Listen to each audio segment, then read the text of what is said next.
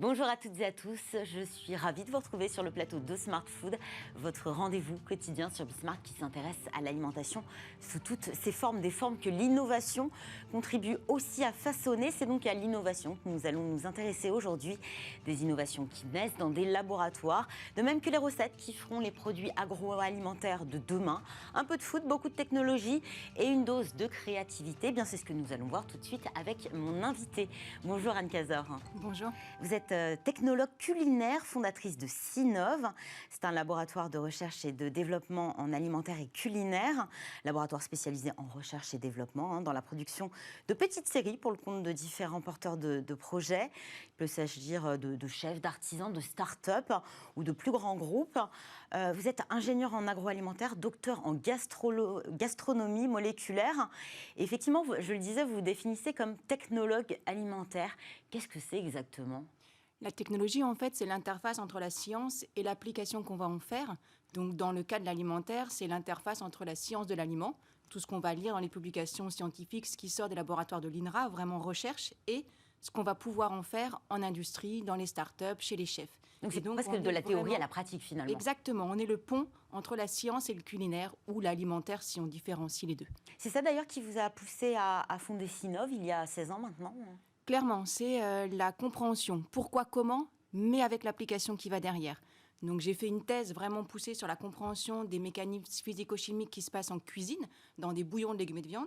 Mais ce qui m'intéressait, c'est comment les chefs ou l'industrie agroalimentaire allaient pouvoir mettre en application ces connaissances sur une coloration liée à une lumière à l'intérieur d'une cuve de production, sur des notes aromatiques différentes, parce qu'à tel temps de cuisson, on avait un peu plus de notes sucrées, un peu plus de notes acides, et que ça soit mis en application réellement en tant qu'ingénieur finalement. Donc la double casquette de docteur et d'ingénieur caractérise ce côté de technologie. Je crois que vous avez travaillé aux côtés d'Hervé Thies, qui Oui. est le pape de la gastronomie moléculaire. Et vous avez vu qu'il était régulièrement sollicité justement par des entreprises, par des chefs.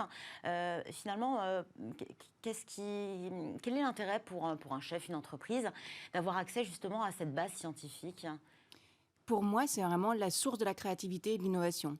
Ça naît, les connaissances ou les applications qu'on va avoir en cuisine ou en industrie naissent à un moment ou à un autre de recherche scientifique, d'apprentissage de connaissances. Et grâce à cette connaissance, vous allez pouvoir appliquer et choisir la bonne application pour votre développement produit. C'est comme si vous étiez en maths, on vous demande de faire un exercice, votre produit fini, mais vous n'avez pas eu l'explication, la compréhension de pourquoi, comment vous voulez faire du nouveau, du bon, de l'innovant, si vous n'avez pas cette compréhension des mécanismes. Donc c'est ça que des chefs, des chercheurs, des chefs, des ingénieurs agro viennent chercher quand ils travaillent avec Sinov ou quand on était dans le laboratoire d'Hervé Thies, qui venaient comprendre pourquoi ça foisonne, pourquoi ça mousse, pourquoi ça tient, pourquoi ça ramollit dans le temps et comment on peut faire pour faire qu'une pâte à tarte tienne dans le temps. C'est souvent ce qui nous échappe d'ailleurs.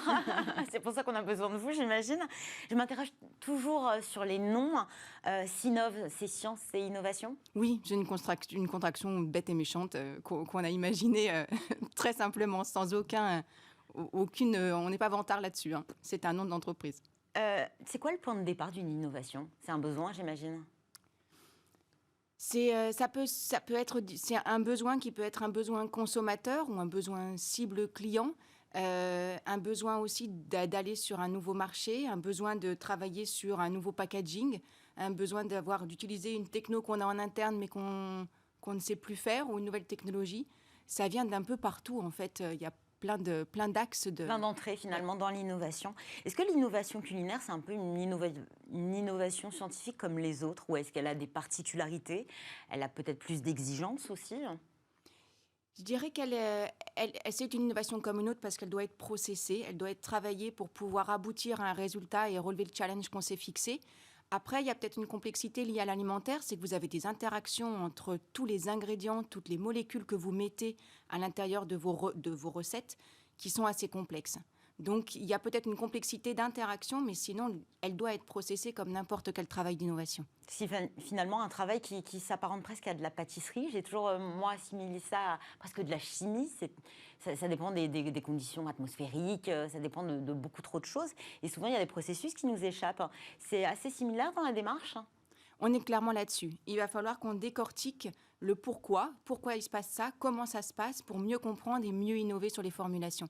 On a travaillé par exemple avec une start-up qui développe un blanc d'œuf d'origine végétale que vous avez reçu d'ailleurs ici, Yumgo Blanc, et on a formulé leur recette. La difficulté était du coup de retrouver les propriétés technologiques du blanc d'œuf d'origine animale à travers une version végétale. Et donc, on a dû décortiquer l'action des protéines à l'intérieur de différentes recettes parce que vous utilisez du blanc d'œuf dans des meringues. Ça va être plutôt un séchage qui va générer une mousse séchée qui va être responsable de cette texture. Mais quand vous l'utilisez dans un flan ou dans une crêpe, c'est un autre phénomène qui est utilisé. C'est plutôt de la gélification. Et donc, en fonction de tout ça, il faut comprendre les mécanismes pour pouvoir aller travailler sur les recettes des produits qu'on développe. Dès lors qu'on a cette compréhension de tous les mécanismes que parfois on ignore, en tout cas vous les connaissez, est-ce qu'il y a une limite au champ des possibles dans l'innovation ? Oui, vous en aurez une qui est qu'est-ce qu'il existe aujourd'hui sur le marché comme solution technologique. Donc, vous avez une idée de notion de temps. Peut-être que des innovations qu'on fait aujourd'hui seront encore améliorées dans quelques années parce qu'il y a de nouvelles technologies qui arrivent sur le marché. L'innovation va vers le progrès. Clairement.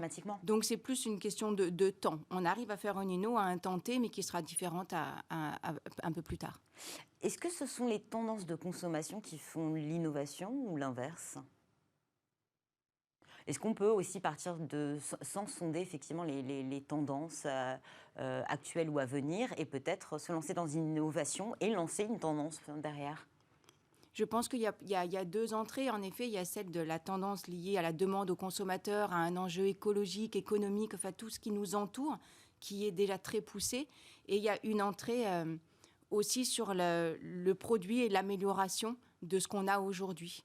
Donc, vous avez vraiment les tendances qui vous poussent à aller vers du neuf et ce que vous avez aujourd'hui qui vous pousse à améliorer également pour aller sur des choses plus clean, plus intéressantes d'un point de vue nutritionnel, ce genre de choses. Quand vos clients viennent chez vous, ils viennent avec quoi ?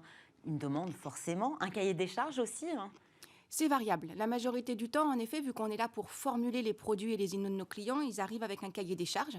Donc, on travaille sur ce cahier des charges et on développe le produit qui nous est demandé par rapport à ça. Je précise que vous êtes vraiment spécialisé dans le recettage. Oui, exactement. Produit. Donc, j'imagine qu'il y a aussi une question de coût, puisque vous développez des petites séries et vous les passez sur un processus clé en main, prêt à passer à de plus larges séries. Exactement. Et à être produit à grande échelle. Donc, j'imagine qu'il y a une problématique de coût. Elle intervient dès le départ. Oui, la majorité du temps, oui, parce qu'il faut quand même que l'innovation soit rentable à un moment ou à un autre et économiquement parlant intéressante pour la start-up ou le grand groupe qui vient. Donc, forcément, ça rentre dans le cahier des charges. Et si le cahier des charges n'est pas totalement défini, ou si c'est un questionnement un peu plus large, on travaille également sur cette idée de sécuriser l'innovation. Donc, on va pouvoir aller questionner des consommateurs, des futurs cibles pour ajuster, améliorer le cahier des charges qui nous a été fixé. C'est là où interviennent aussi les tendances de consommation ? Exactement, oui.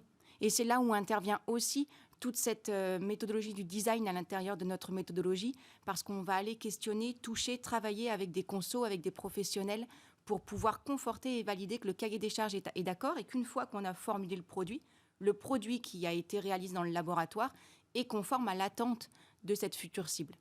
J'imagine que ça doit être très variable, mais combien de prototypes, d'essais, de temps pour passer de l'idée à l'innovation finie, prête à rentrer dans un processus d'industrialisation ? Oui, c'est variable parce que ça dépend. Quand on parle de produits qui vont être plutôt sur des tendances aromatiques, ça va être peut-être un peu plus rapide parce qu'on a moins les problématiques technologiques et propriétés technologiques à travailler. Donc, on est sur des développements de 3 mois à peu près au laboratoire. Un produit un peu plus lourd parce qu'il y a plus de verrous technologiques à lever, on va être sur des timings plutôt de 6 mois. Pour pouvoir aller jusqu'au développement d'un produit. Justement, vous êtes venu avec plusieurs produits. Vous pouvez peut-être nous les présenter. C'est des produits sur lesquels vous avez travaillé. J'imagine que cette bouteille est remplie d'un liquide qui répond à cette tendance qui s'appelle le NOLO, c'est-à-dire le sans alcool, ou en tout cas à très très basse teneur en alcool. C'est censé reproduire s'apparenter à quel alcool Là, on est parti sur... Le NOLO est une vraie tendance. J'imagine que vous travaillez beaucoup là-dessus. On a beaucoup de demandes clients là-dessus. On voit les rayons dans des magasins spécialisés qui augmentent et qui croient parce que la demande est vraiment là. C'est une tendance Sur le côté nutrition et bien-être, en fait, Santé, je crois, effectivement. on parle de CBD ici, on est sur ce besoin de faire attention à soi, de répondre à des engagements personnels aussi, de ne plus consommer ou moins d'alcool c'en est un. Et donc là, on a travaillé sur un gin pour un de nos clients. Donc on est sur des infusions, des aromatisations assez spécifiques. Donc on va travailler sur l'arôme pour peut-être combler en tout cas cette absence d'alcool qui est un exhausteur de goût. Un exhausteur de goût et qui amène aussi une longueur en bouche, qui ramène de la rondeur et une tenue dans le temps qu'il faut vraiment travailler, sinon on tombe sur des eaux infusées et du coup on n'est pas sur le côté organoleptique, on ne va pas jusqu'au bout du produit, donc on travaille également aussi la rondeur en bouche, ce qui est super intéressant sur ce genre de produit-là. Le sang est l'une des tendances sur lesquelles vous travaillez. On pense au sans gluten, sans additifs, sans sucre. Oui, oui, oui, clairement. C'est l'axe, aujourd'hui, il y a 3 axes de tendance, je trouve, majoritaires. Il y a celui de la végétalisation. On parlait tout à l'heure de Yumgo blanc. On a travaillé avec des chefs là-dessus. On a pas mal développé de produits, des yaourts ou autres végétaux. Vous avez l'axe aussi de tout ce qui va être plutôt durable, responsable et durable. Donc là, ça va être le sans additifs, des technologies de procédés de fabrication qui vont permettre de retirer des listes d'ingrédients trop longues. Et vous avez un 3e axe où le sans alcool, le sans sucre rentre plus, c'est celui de la nutrition et du bien-être. Et sur ces 3 axes, on peut à peu près rentrer les projets sur lesquels on travaille aujourd'hui chez Sinov et qui sont les tendances de l'alimentation. Alors ce sont les tendances actuelles. Est-ce que vous identifiez déjà un peu les tendances de demain? Est-ce que vous pouvez nous dévoiler peut-être des pistes qui sont à l'étude actuellement?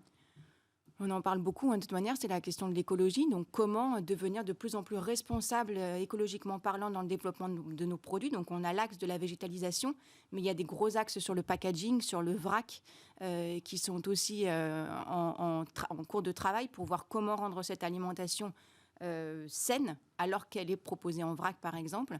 Donc, ce sont des axes liés beaucoup à l'écologie et aux crises sanitaires, enfin à ce qu'on a vécu dernièrement aussi, qui nous rappellent qu'il y a pas mal d'enjeux écologiques, économiques, et aussi de matières premières, de sourcing, qu'il va falloir respecter.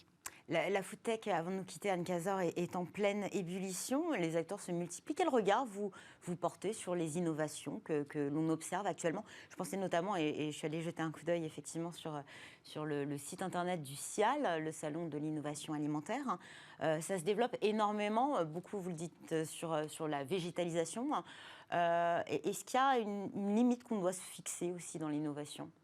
En termes éthiques aussi, peut-être. Exactement, la limite de ces valeurs. Quelles valeurs on a posées dans notre entreprise? Qu'est-ce qu'elle doit représenter par rapport aux consommateurs? Et du coup, ne pas aller plus loin que cela. Donc là-dessus, au niveau Donc se mettre un garde-fou systématiquement. Clairement. Mais les consommateurs sont quand même de plus en plus avertis et on n'a pas un produit qui ne répondrait pas à des valeurs liées à l'éthique et aux demandes de consommateurs ne resterait pas sur les rayons très longtemps. Merci beaucoup Anne Cazor. Je rappelle que vous êtes la fondatrice de Sinov. Merci à vous. Merci. C'est la fin de cette émission. Merci à tous de nous avoir suivis. Rendez-vous demain pour un nouveau numéro de Smart Food. Excellente journée à tous sur Bismart.